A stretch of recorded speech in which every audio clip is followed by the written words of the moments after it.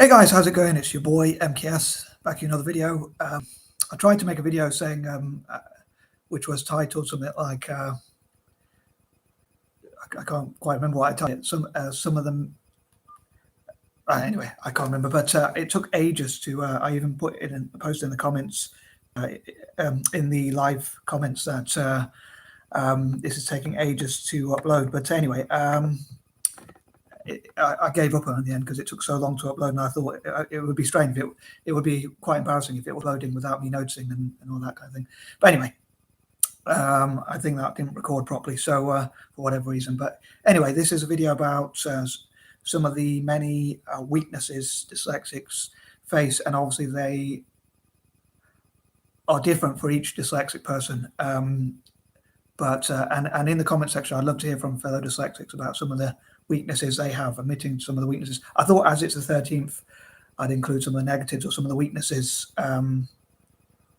But on other days, I hope to include more of the positive stuff. I was wondering whether I should put it in any of the playlists, like dyslexic empowerment or famous dyslexics or whatever. But I suppose I did so, and I think you could argue that if by acknowledging our weaknesses and working on our weaknesses and areas where we're weak, and probably trying to address them, as we say, and improve upon them, you could argue that kind of would empower us.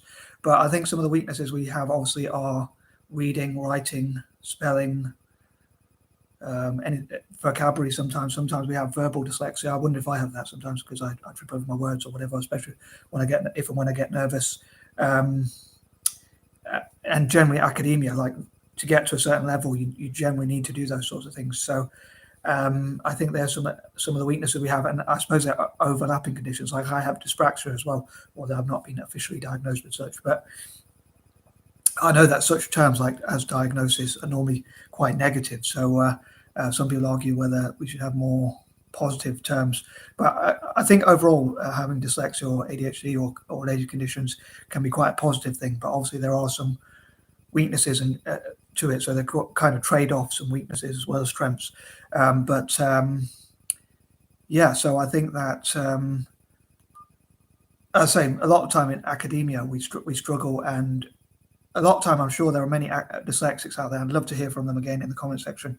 I'll say which who struggle academically, or the worst time of their lives was when they're at school academically, and they perhaps don't have the best self-esteem, but many go on to great careers in areas like business, technology, and all sorts of areas. So I'd love to hear from many dyslexics like that who have struggled. I think like even people like Richard Branson, probably. I'd love to hear from people like Richard Branson, but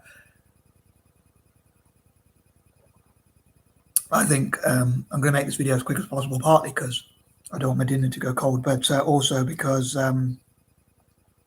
I think it's good to have some short videos as well.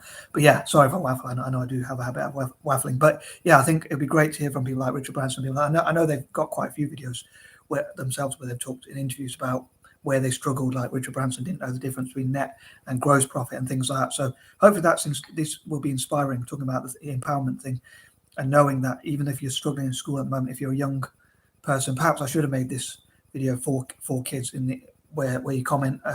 Where you have the tick box, whether it's for kids or not. For those who are content creators, you'll probably know. But perhaps I should have done that, because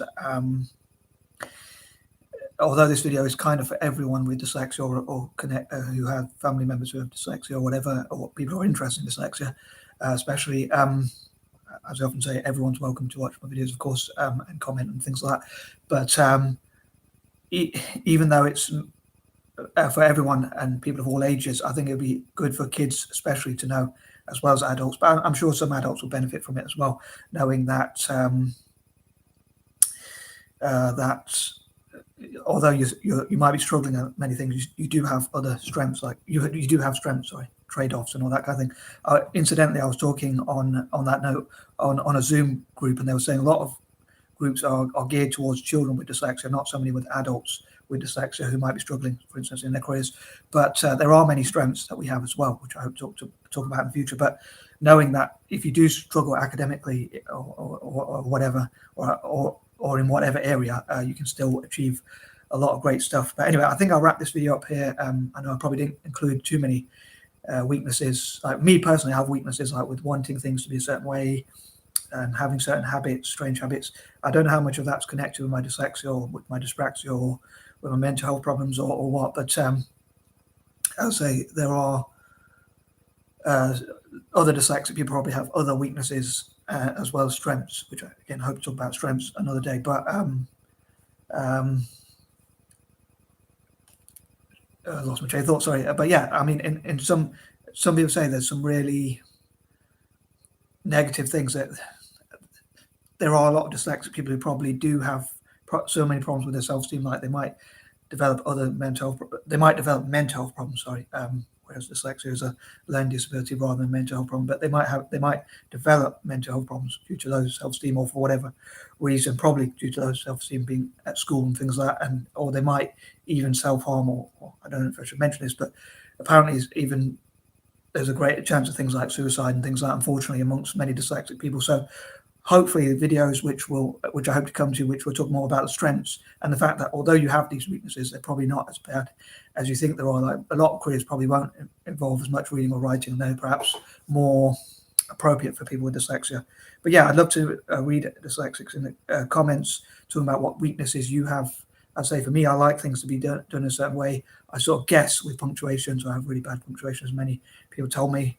And strangely, I actually love to hoard things to write on, like notebooks, envelopes, even receipts, or anything like that. So, which is quite a strange one for a dyslexic person. But I did have help to learn to spell, although my handwriting is really poor. But I still love writing, even though probably a lot of people can't read my handwriting as well, or even what I type.